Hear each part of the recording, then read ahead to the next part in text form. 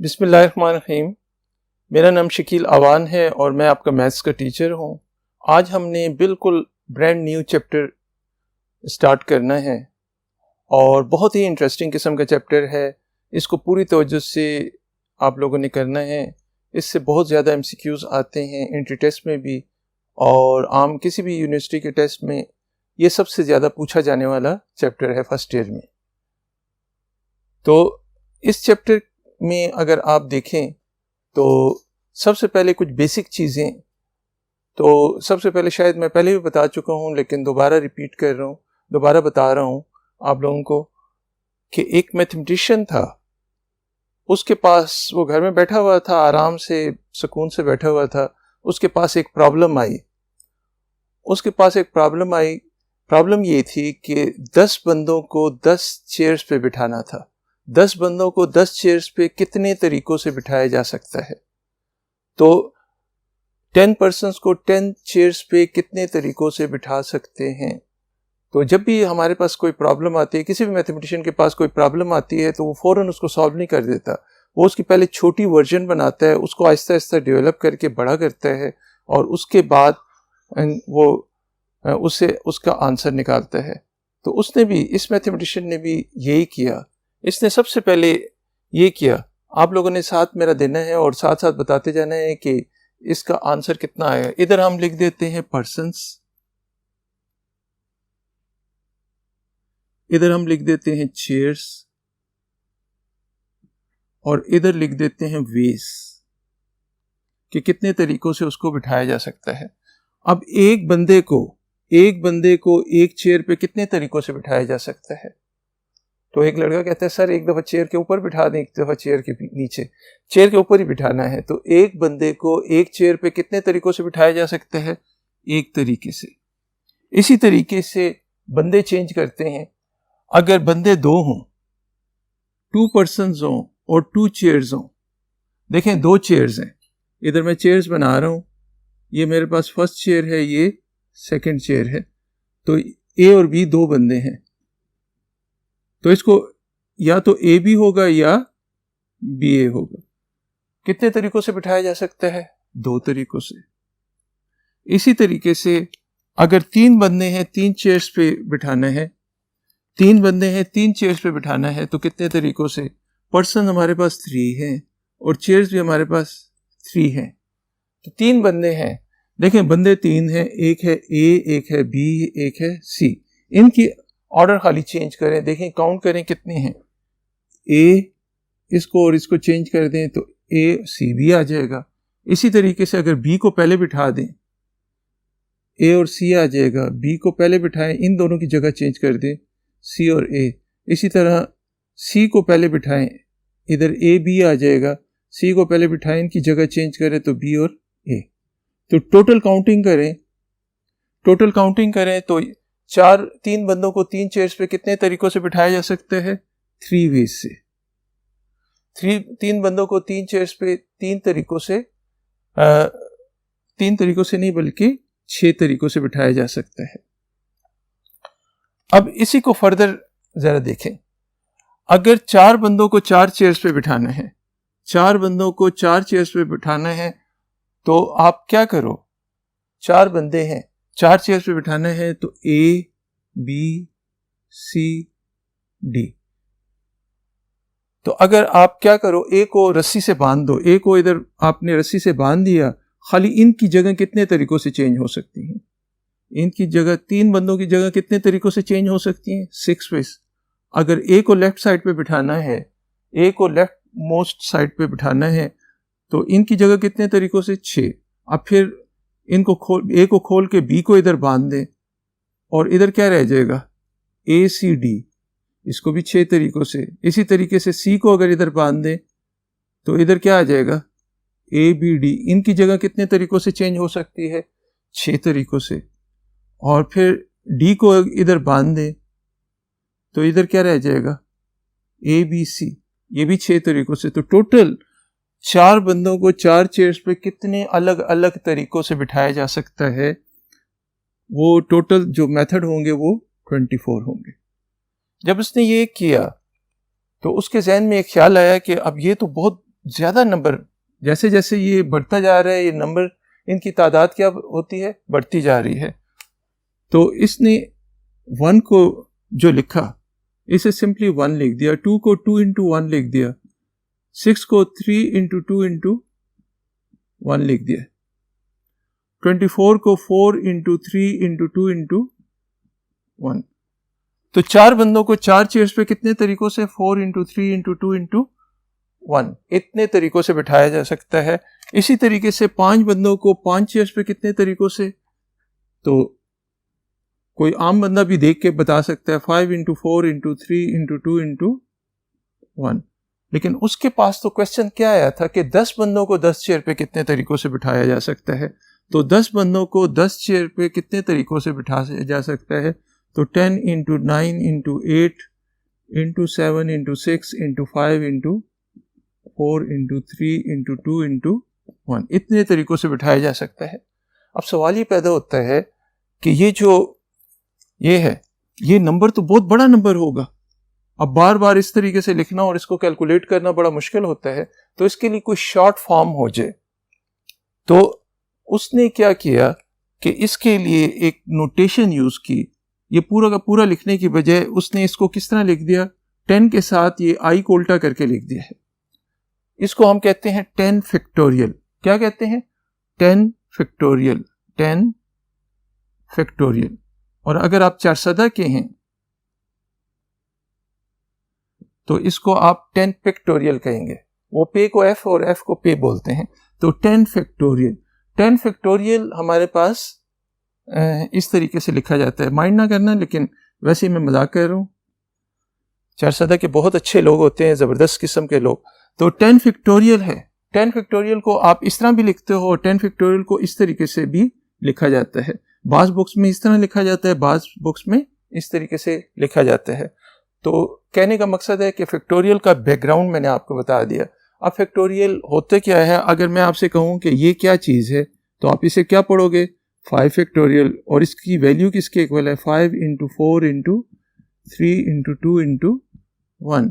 अगर आप कैलकुलेटर में देखें तो कैलकुलेटर में आप 5 लिख के, इससे हमारे पास 5 फैक्टोरियल 120 के इक्वल आता है।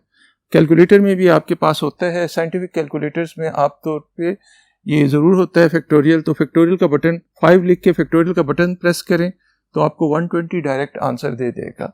6 फैक्टोरियल किसके इक्वल होगा, 6 factorial is equal to 6 into 5 into 4 into 3 into 2 into 1।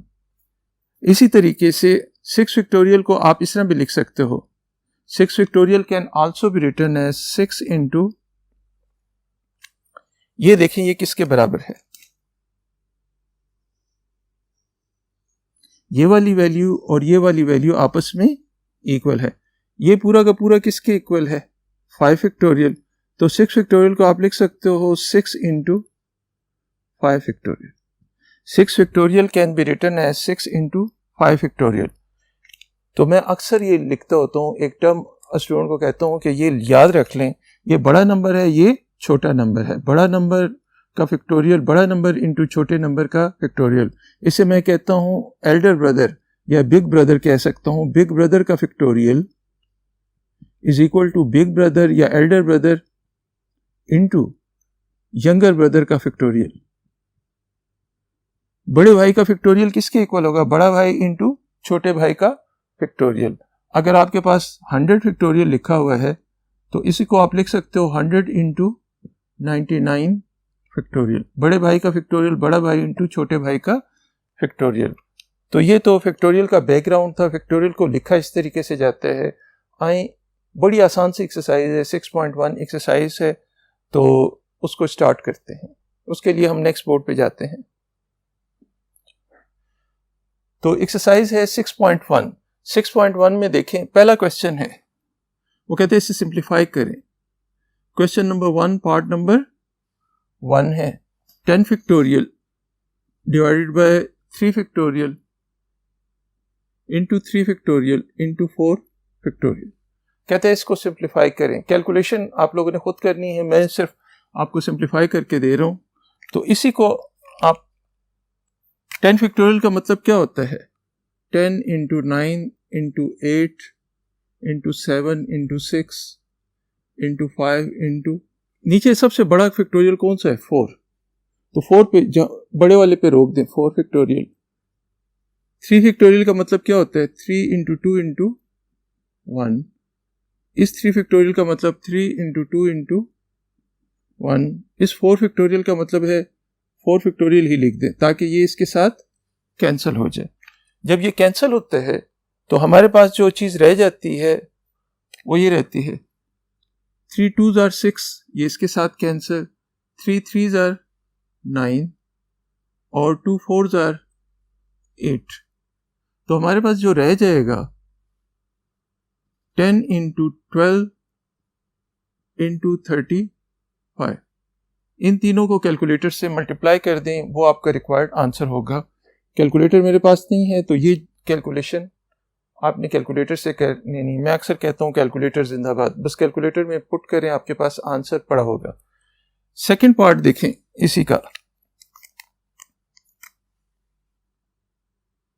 इसी का सेकंड पार्ट देखें। सेकंड पार्ट में आपसे कहता है 3 factorial plus 4 factorial divided bye 5 factorial minus 4 factorial, ये आपसे कहता है। तो इसको सॉल्व करते हैं तो 3 फैक्टोरियल, इन दोनों में से बड़े वाला कौन सा है? 3 फैक्टोरियल, जो बड़ा है उसको ब्रेक करें। 3 फैक्टोरियल अंदर रह जाएगा, 3 फैक्टोरियल इसी तरह लिखें और 4 फैक्टोरियल को ब्रेक कर लें। 4 फैक्टोरियल को 4 इंटू 3 फैक्टोरियल लिख सकता हूँ। इसी तरीके से इन दोनों में बड़े वाला कौन सा है? जो बड़ा है उसके साथ बात करें, छोटे को छोड़ें, बात आपने बड़े से करनी है तो इससे बात करें। इसी को आप लिख सकते हो 5 factorial 5 into 4 factorial minus 4 factorial. इसको हमने ब्रेक किया, बड़ा भाई इंटू छोटे भाई का फैक्टोरियल। तो ऊपर में से 3 फैक्टोरियल कॉमन ले लेते हैं तो इधर आ जाएगा 1 प्लस 4 और नीचे से 4 फैक्टोरियल कॉमन ले लेते हैं तो 5 माइनस 1। तो this is equal to 3 factorial 3 into 2 into 1 into 5। नीचे 4 फैक्टोरियल 4 इंटू 3 इंटू 2 इंटू 1 और 4 रह जाते हैं। अब देखें कुछ चीज़ें कैंसिल होती हैं, ये इसके साथ कैंसिल, तो हमारे पास आ जाता है 5/16। ये इसका टोटल आंसर आ गया। ज़रूरी नहीं है कि मैं जिस तरह करवा रहा हूँ आप उसी तरीके से करें, आप सबकी फैक्टोरियल खोल के और फिर उसके बाद कैलकुलेशन बेशक कर लें, लेकिन ये ज़रा आसान पड़ता है। थर्ड वन देखें। थर्ड वन में आपसे कहता है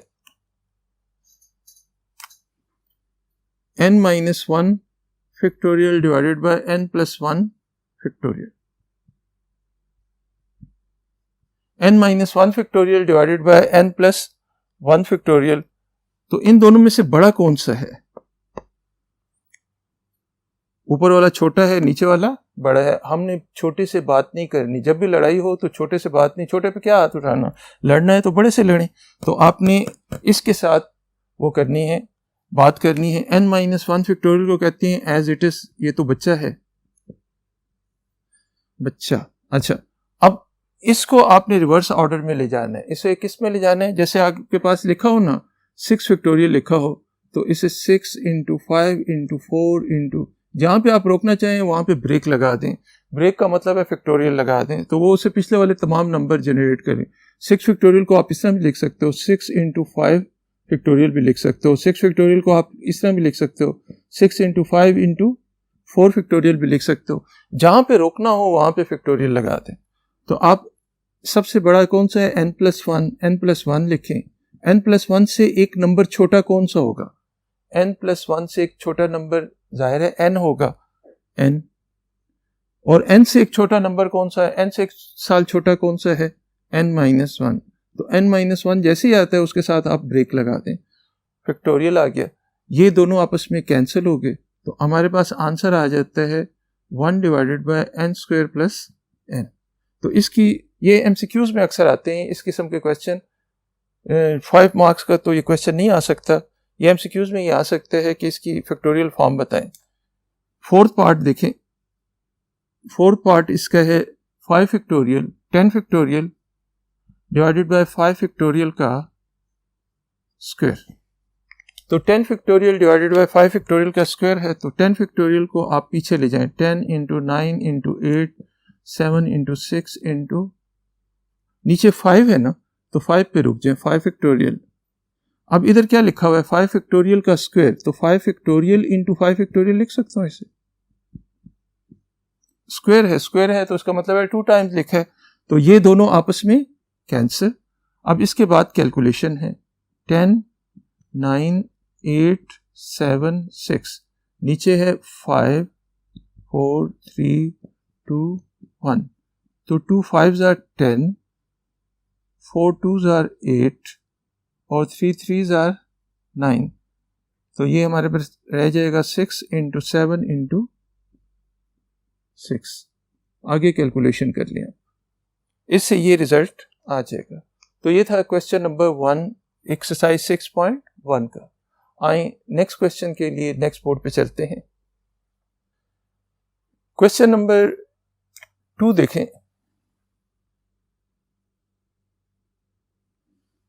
क्वेश्चन नंबर 2 में अगर आप देखें तो क्वेश्चन नंबर 2 में आपसे कहते हैं कि इसे फैक्टोरियल की फॉर्म में लिखें, 19 18 17 16 15 एंड 14। अब इसको क्वेश्चन को करने से पहले आप जरा यहां पे देखें कि अगर मैं आपसे ये कहता हूं कि 5 6 5 4 इसे फैक्टोरियल की फॉर्म में लिखो, तो इसे फैक्टोरियल की इस घर में सबसे छोटा बच्चा कौन सा है? 4 है। 4 है, 1 तक तो नहीं गया हुआ ना, 4 है, तो आप 4 से छोटा कौन सा होना चाहिए? 3 2 1 होना चाहिए। तो आपने इसे किससे मल्टीप्लाई करना है और डिवाइड करना है? 3 इंटू 2 इंटू 1 से मल्टीप्लाई भी और 3 इंटू 2 इंटू 1 से। इस घर का सबसे छोटा बच्चा 4 है, 4 से 1 साल छोटा कौन सा है? छोटे से छोटा वो 3 है, तो 3 के फैक्टोरियल से मल्टीप्लाई भी और 3 के फैक्टोरियल से डिवाइड भी करना है ताकि ये फैक्टोरियल बन जाए। तो यहां पे आप इसको लिख सकते हो 19, या चलें इसको हम लिखते हैं, इधर लिख लेते हैं 19 18 17 16 15 14। अब आप इससे मल्टीप्लाई भी करो और डिवाइड। इस घर का सबसे छोटा बच्चा कौन सा है? 14। 14 से 1 साल छोटा कौन सा होगा? 13। तो आप 13 के फैक्टोरियल से मल्टीप्लाई भी करें, 13 के फैक्टोरियल से डिवाइड भी करें। Multiply and divide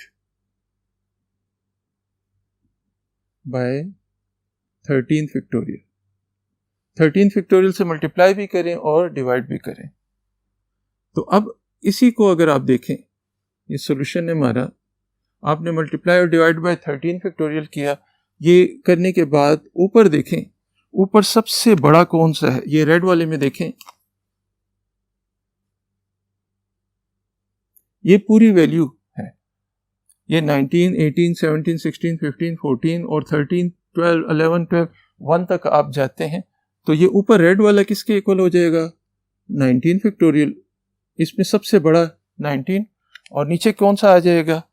13 factorial. तो 19 फैक्टोरियल डिवाइडेड बाय 13 फैक्टोरियल, ये फर्स्ट पार्ट है। दोबारा से बता रहा हूं आपको कि जब भी आपने फैक्टोरियल में कन्वर्ट करना हो तो घर का सबसे छोटा बच्चा देखें, सबसे छोटा बच्चा इसमें 14 है, फिर 14 से 1 साल छोटा कौन सा है? जो भी हो उस नंबर से मल्टीप्लाई भी और उसी नंबर से डिवाइड भी करना है। तो 14 से 1 साल छोटा 13 है, 13 फैक्टोरियल से मल्टीप्लाई भी और डिवाइड भी। सेकेंड पार्ट देखें, सेकेंड पार्ट में वो आपसे कहते हैं, हाँ ये अक्सर स्टूडेंट को मैं देता हूं लेकिन कर नहीं सकते, 4 6 8 एंड 10। आप वीडियो को पास करके ज़रा इसको कन्वर्ट करने की कोशिश करें इसे फैक्टोरियल की फॉर्म में। इसको रोक के वीडियो को और इसे फैक्टोरियल की फॉर्म में ज़रा कन्वर्ट करने की कोशिश करें कि कर सकते हैं या नहीं। तो देखें, इसको आप लिखते हो, मैं करवाता हूँ 2 इंटू 1, इसे लिख सकता हूँ 2 इंटू 2, 6 को 2 इंटू 3, इसे 2 इंटू 4, 2 इंटू 5। अब देखें इस 2 को, ये पहले वाले नंबर को 1 2, ये टिक काउंट करें कितने टिक्स हैं, कितने हैं, 2 कितने टाइम्स हैं, 5 टाइम्स। तो इसी को मैं लिख सकता हूं 2 रेज़ टू पावर 5। और ब्रैकेट के अंदर क्या चीज रह जाएगी, ब्रैकेट के अंदर रह जाएगा 1 इंटू 2 इंटू 3 इंटू 4 इंटू 5। 2 चूंकि टिक कितने टाइम्स हैं, 5 टाइम्स, तो 2 रेज़ टू पावर 5 लिख दिया। Bases are same, powers are added. और ये जो चीजें हैं सेकंड वाले number as it is bracket के अंदर लिख दिए हैं। ब्रैकेट के अंदर लिखने के बाद ये हमारे पास 2 रेज़ टू पावर 5 32 होता है, और ये किसके इक्वल है, 5 4 3 2 1। ये हमारे पास है 5 इंटू 4 इंटू 3 इंटू 2 इंटू 1। तो इसी को लिख सकते हैं 32 इंटू 5 फैक्टोरियल।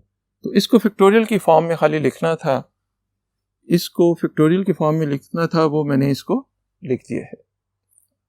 कितनों ने ठीक किया है? चलें थर्ड पार्ट हम लेते हैं, n into n square minus 1। इसे लिख सकता हूं n into n square minus 1, n into n minus 1 into n plus 1, a square minus b square. A square minus b square का फॉर्मूला लगा दिया, एन माइनस 1 एन प्लस 1। तो formula लगाने के बाद आप ये देखें कि इसमें सबसे बड़ा भाई कौन सा है, इसमें सबसे बड़ी वैल्यू कौन सी है। तो सबसे बड़ी वैल्यू है n प्लस 1, उससे एक साल छोटी कौन सी है, n प्लस 1 से एक साल छोटी कौन सी है, n है, और उससे एक साल छोटी n माइनस 1। बताएं इस घर का सबसे छोटा बच्चा कौन सा है, इस घर का सबसे छोटा बच्चा कौन सा है। n प्लस 1 सबसे बड़ा है, n उससे छोटा, n माइनस 1 उससे छोटा, तो सबसे छोटा कौन सा हुआ, n माइनस 1। इसमें सबसे छोटा नंबर n माइनस 1 है। तो आपने n माइनस 1 से एक साल छोटा कौन सा होगा, n माइनस 1 से एक साल छोटा, तो वो n माइनस 2 होगा। तो आपने क्या करना है, n माइनस 2 से मल्टीप्लाई भी करना है, n माइनस 2 के फैक्टोरियल से divide, multiply and divide by n minus 2 factorial. इससे मल्टीप्लाई और डिवाइड करें तो ये हमारे पास आ जाएगा n plus 1 n minus 1 n minus 2 का factorial divided by n minus 2 का फैक्टोरियल। तो इसी का आंसर इसके आगे मैं लिख देता हूं। इसमें सबसे बड़ा कौन सा है, इनमें सबसे बड़ा n प्लस 1 है, तो ये हमारे पास आ जाएगा n प्लस 1 का फैक्टोरियल। नीचे आ जाएगा n माइनस 2 का फैक्टोरियल। तो ये आपका रिक्वायर्ड आंसर आ गया। इसको हमने फैक्टोरियल की फॉर्म में कन्वर्ट करना था। इसी का फोर्थ पार्ट आप लोग खुद कर लें, बिल्कुल इसी तरह ही है। आए नेक्स्ट क्वेश्चन के लिए बोर्ड नंबर 1 की तरफ चलते हैं। क्वेश्चन नंबर 3 जरा देखें। क्वेश्चन नंबर 3 में आपसे क्या कहता है,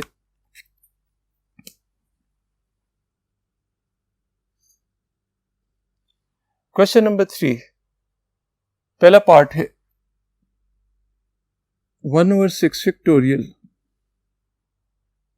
1/6 factorial plus 2/7 factorial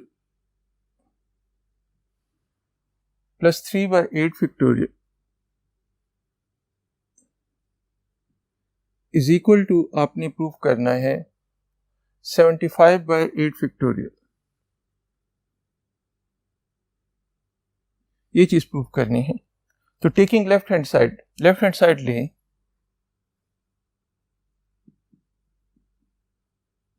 one over 6 factorial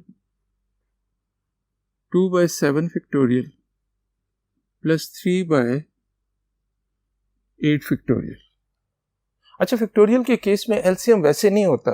factorial के केस में बस ये याद रखें कि सबसे बड़ा जो नंबर होगा वो एलसीएम होगा। इन तीनों में सबसे बड़ा कौन सा है? 8 फैक्टोरियल है, तो इसका एलसीएम क्या होगा? 8 फैक्टोरियल एलसीएम होगा। अब 8 फैक्टोरियल एलसीएम है, तो 8 फैक्टोरियल एलसीएम है, तो इसका मतलब क्या है? हम इधर बड़े नंबर का फैक्टोरियल ले लेते हैं।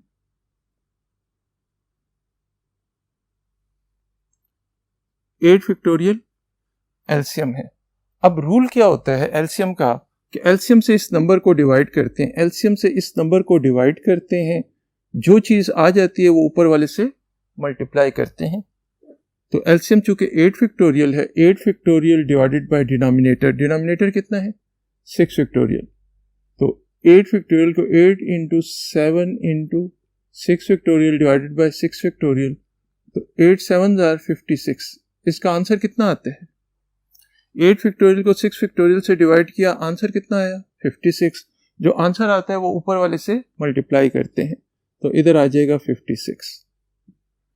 फिर आपने 8 फैक्टोरियल को डिनोमिनेटर से डिवाइड करना है, 8 फैक्टोरियल को डिनोमिनेटर से डिवाइड करना है, तो हम इसको अब जब डिवाइड करते हैं 8 फैक्टोरियल को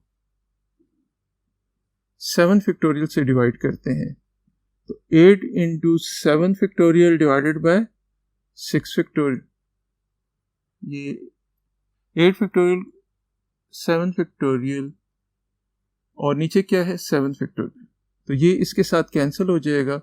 आंसर कितना आ जाता है? 8।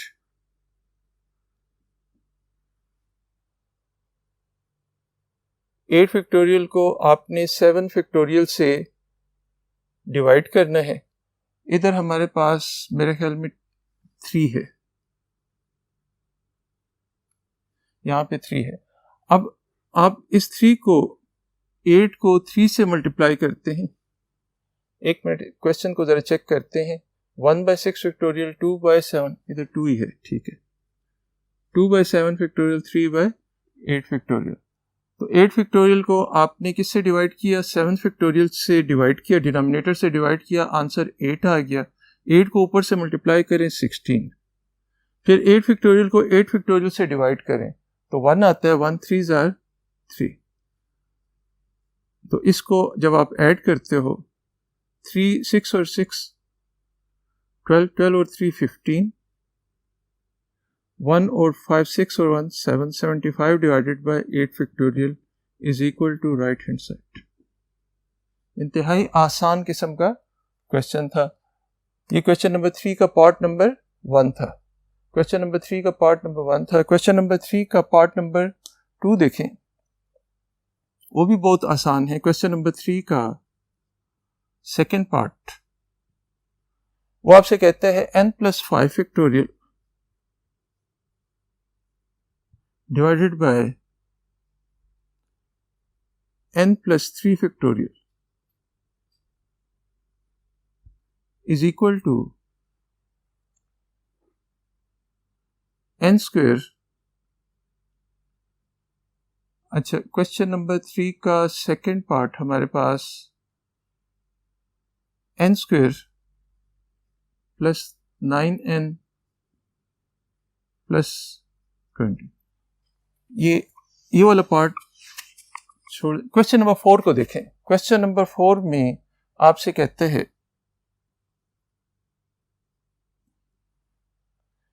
n into n factorial divided by n-5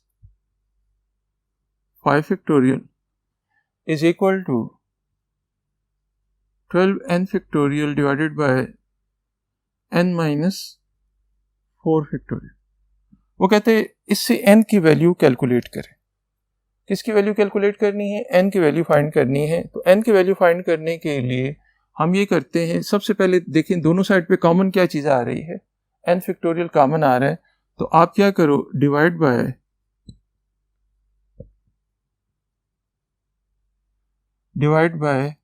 n factorial on both side.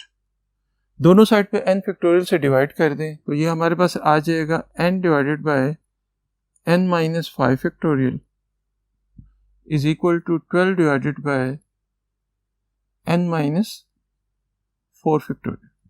अब क्रॉस मल्टीप्लाई कर दें, क्रॉस मल्टीप्लाई करें तो implies that 12 into n minus 5 factorial is equal to, इधर क्या आ जाता है, n into n minus 4 factorial. अब एक बड़े मजे का क्वेश्चन है कि जिनको मैं अंडरलाइन कर रहा हूं इनको खाली देखें, इसको और इसको, इन दोनों में से बड़ा भाई कौन सा है, n माइनस 5 है या n माइनस 4 है। अगर आपको समझना है तो मैं आपसे कहता हूं 10 माइनस 5 बड़ा है या 10 माइनस 4 बड़ा है। तो जाहिर है 10 माइनस 4 से 6 आता है, 10 माइनस 5 से 5 आता है, तो 10 माइनस 4 बड़ा है, ये बड़ा भाई है, ये छोटा। तो हमने छोटे से बात नहीं करनी, बड़े से बात करनी है। तो 12 इज इंटू, छोटे हो गए तो अपनी जगह पे रहे, n माइनस 5 फैक्टोरियल को एज इट इज रखा और बड़े को ब्रेक करेंगे। बड़े का फार्मूला क्या होता है, बड़ा भाई इंटू छोटे भाई का फैक्टोरियल, n माइनस 5 फैक्टोरियल। अब आप दोनों साइड पे किससे डिवाइड कर दें, दोनों साइड पर डिवाइड कर दें, divide by n minus 5 factorial on both side. दोनों साइड पे n माइनस 5 फैक्टोरियल से डिवाइड कर दें। अब ये डिवीजन करने के लिए हम नेक्स्ट बोर्ड पे चलते हैं। तो हमने दोनों साइड पे n माइनस 5 फैक्टोरियल से डिवाइड करना है। डिवाइड करने से हमारे पास इधर क्या आ जाएगा, 12 is equal to n into n minus 4।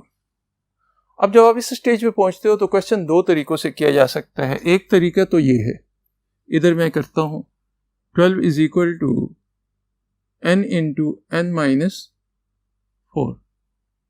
एक मेथड इधर करता हूं, दूसरा मेथड उधर, जो सा आपको पसंद आए उस मेथड से आप कर लें। तो इसमें ये और ये दोनों एक ही हैं, चाहे इस तरह करें इस तरह करें, दोनों तरीकों से आपको मार्क्स मिलेंगे। इस तरीके से अगर आप करते हैं 12 is equal to n square minus 4n आ जाएगा। तो n square minus 4n minus 12 is equal to 0। Quadratic equation बन गई। क्वाड्रेटिक इक्वेशन को फैक्टराइज कर दें, n square minus 6n plus 2n minus 12 is equal to 0 implies that n common n minus 6 plus 2 common n minus 6 is equal to 0। तो इससे आ जाएगा n minus 6 into n plus 2 is equal to 0 implies that n minus 6 is equal to 0 और n plus 2 is equal to 0। तो इससे n की value 6 आएगी और n plus 2 is equal to 0 से n की वैल्यू आ जाएगी -2। लेकिन हमने नेगेटिव वैल्यू नहीं लेनी, तो n की वैल्यू क्या सिर्फ लेंगे, n is equal to 6 is required answer, इसको इग्नोर कर देंगे। तो आपके पास n is equal to 6, n की वैल्यू फाइंड करनी थी। ये एक तरीका है ये, और सेकंड मेथड वही क्वेश्चन आप दोबारा भी कर सकते हैं। अगर इस तरह करना चाहें तो इस तरह भी कर सकते हैं, इसको इस तरीके से भी कर सकते हैं। 12 के दो ऐसे फैक्टर बनाएं कि जिनका डिफरेंस 4 हो। तो क्या मैं इसको इस तरह लिख सकता हूं, 6 इंटू 2, 12 को लिख सकता हूं 6 इंटू 2। 6 और 2 का डिफरेंस कितना है, 4 है। इन दोनों का डिफरेंस भी 4 है, इन दोनों का डिफरेंस भी 4 है। तो बड़ा बड़े के इक्वल हो जाएगा, बड़ा बड़े के इक्वल हो जाएगा, छोटा छोटे के इक्वल। तो बड़ा क्या है, 6 इज इक्वल टू n। तो implies that n is equal to 6। हमने n की वैल्यू फाइंड करनी थी। उधर देखें डायरेक्टली हो जाता है, जबकि यहाँ पे आपको क्वाड्रेटिक फॉर्मूला लगाना पड़ता है या क्वाड्रेटिक इक्वेशन को फैक्टराइज करना पड़ता है। तो ये इसका कौन सा पार्ट था, सेकंड पार्ट था। तो हमने n की वैल्यू कैलकुलेट कर दी। अब ये क्वेश्चन नंबर 4 का फर्स्ट पार्ट है, क्वेश्चन नंबर 4 का फर्स्ट पार्ट है। क्वेश्चन नंबर 4 का सेकंड पार्ट जरा देखें। क्वेश्चन नंबर 4 का पार्ट नंबर सेकंड देखें। पार्ट नंबर सेकंड क्या कहता है, n factorial divided by n minus 4 factorial is equal to ratio n minus 1 factorial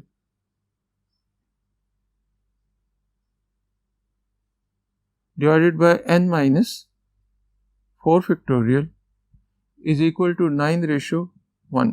कहते हैं n की वैल्यू फाइंड करें। तो n की वैल्यू फाइंड करनी है तो इसके लिए आप देखें रेशो का मतलब क्या होता है, डिवाइड। तो इसी को लिख सकता हूं n factorial divided by n minus 4 factorial multiply by, ratio का मतलब होता है डिवाइड, इधर बेशक डिवाइड लिख दें अगले स्टेप में। तो रेशो को मल्टीप्लाई में मैं चेंज करता हूं तो ये n minus 4 factorial divided by n minus 1 factorial is equal to 9 divided by 1। तो ये दोनों आपस में कैंसिल होते हैं। अब इसको आप ब्रेक कर दें बड़े भाई को, n into n minus 1 factorial लिख सकता हूं। n minus 1 factorial is equal to 9/1। ये दोनों आपस में कैंसिल, तो हमारे पास आ जाता है n इज इक्वल टू 9। इसमें एक रूल हम बार बार यूज कर रहे हैं, एक रूल बार कि एल्डर ब्रदर का फैक्टोरियल, बड़े भाई का factorial is equal to elder brother into younger brother का फैक्टोरियल। ये रूल मैं बार बार यूज कर रहा हूं। तो ये आपको यानी 6 factorial is equal to 6 into 5 factorial. तो ये रूल आपको पता होना चाहिए कि जहां पे रुकना हो वहां पे आपने फैक्टोरियल लगा देने हैं। तो आए नेक्स्ट बोर्ड पे चलते हैं नेक्स्ट क्वेश्चन के लिए। इसका लास्ट क्वेश्चन है, लास्ट क्वेश्चन इंतहाई important question, question number 5। Question number 5 अगर आप देखें तो क्वेश्चन नंबर 5 आपसे क्या कहते हैं,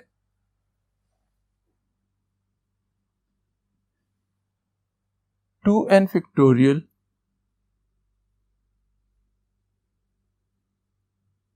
divided by n factorial is equal to 2 raise to power n, अंदर आ जाएगा 1.3.5 अप टू 2n माइनस 1। ये है, आपने इसको इसके इक्वल प्रूफ करना है। तो दोनों साइड से प्रूव हो सकते हैं, लेफ्ट साइड से भी राइट साइड से भी, लेकिन हमेशा याद रखें कि बड़े वाली साइड को छोटा बनाना आसान होता है, छोटे वाली साइड को बड़ा बनाना ज़रा मुश्किल होता है। तो मैं बड़े वाली साइड को लेता हूँ, राइट हैंड साइड को लेता हूँ, राइट हैंड साइड को लेते हैं। तो राइट हैंड साइड में क्या चीज़ है, 2 raise to power n 1.3.5 2n minus 1। तो इसको अगर गौर से देखें तो इसमें 1 है, 2 मौजूद नहीं है, 3 है, 4 मौजूद नहीं है, 5 है, 6 मौजूद नहीं है। इसमें कुछ वाइटामिन्स की कमी है, वो वाइटामिन्स की कमी हम इसको पूरा करके देते हैं। 2 पावर n इसी तरह लिखते हैं, इधर 1.3.5.2n माइनस 1 डॉट। ये देखें कुछ जगह मैंने खाली छोड़ दी। अब मैं क्या कर रहा हूं, मैथ्स का एक रूल इस्तेमाल कर रहा हूं। हमने क्या करना है कि 1 है, 2 मौजूद नहीं है, 3 है, 4 मौजूद नहीं है। तो वो लाने के लिए मैं 2 से मल्टीप्लाई भी करता हूं और 2 से डिवाइड, 2 से मल्टीप्लाई किया, 2 से डिवाइड, फिर उसके बाद 4 से मल्टीप्लाई किया, 4 से डिवाइड, उसके बाद 6 से मल्टीप्लाई किया और 6 से डिवाइड, और आखिर में 2n माइनस 1 से एक बड़ा कौन सा होता है, 2n, 2n से मल्टीप्लाई भी किया, 2n से डिवाइड भी। तो ये ब्लू कलर में जो है इससे हमने मल्टीप्लाई भी किया है और इसी से डिवाइड भी। ये कलर तो नजर आ रहा है ना, कोई कलर ब्लाइंड तो नहीं है। अच्छा, तो ये हमारे पास आ जाते हैं। अब मुझे बताएं ये किसके इक्वल होगा। इधर मैं लिखता हूं 1 2 3 4 जे, आवाज नहीं आ रही, 1 2 3 4 किसके इक्वल आता है, 4 तक गए ना तो 4 फैक्टोरियल, 1 से 4 तक जाए तो 4 फैक्टोरियल, 1 से हम इस नंबर तक गए हैं तो ये किसके इक्वल हो जाएगा, this is equal 2 raise to power n। तो इसमें सबसे बड़ा नंबर कौन सा है, 2n है, तो 2n का फैक्टोरियल। अब नीचे वाला जो है ये थोड़ा सा प्रॉब्लमेटिक है। 2 into 1, 2 into 2, 2 into 3, so on 2 into n। तो ज़रा गौर करें, इसमें ये 2 कितने टाइम्स आया? 1 दफ़ा, 2 दफ़ा, 3 दफ़ा, 4 दफ़ा, 5 दफ़ा, अप टू n टाइम्स। ये टिक कितने टाइम्स है? n times. वैसे तो 4 टाइम्स नज़र आ रहे हैं, लेकिन दरमियान में डॉट्स हैं, तो डॉट्स का मतलब है ये n टाइम्स है। तो n टाइम्स चूँकि 2 है, तो इसी को आप लिख सकते हो, इसी को श्रिंक करके आप लिख सकते हो 2 raise to power n 2n factorial divided by, ये टिक वाली टर्म्स को मैं इधर लिख रहा हूं 2 रेज़ टू पावर n। अंदर क्या रह जाएगा? जिन पे टिक नहीं लगी हुई वो जरा देखें, 1 2 3 अप टू n है। तो ये वाली टर्म इस टर्म के साथ कैंसर। ये 1 से लेके 4 तक है तो 4 फैक्टोरियल, ये 1 से लेके n तक है तो क्या आ जाएगा? 2n factorial divided by n factorial. This is equal to right hand side. तो हमने यही चीज़ प्रूफ करनी थी। ये कौन सी एक्सरसाइज थी? बहुत प्यारी सी एक्सरसाइज है, एक्सरसाइज 6.1। इसकी एग्जांपल्स आपने ज़रूर करनी है। एग्जांपल्स आपके लिए छोड़, क्योंकि वो सॉल्व्ड है तो इसलिए उसको मैं टच नहीं कर रहा हूँ। तो ये आपकी पहली एक्सरसाइज थी। नेक्स्ट एक्सरसाइज के लिए इंशाल्लाह नेक्स्ट लेक्चर में मिलेंगे। Thank you.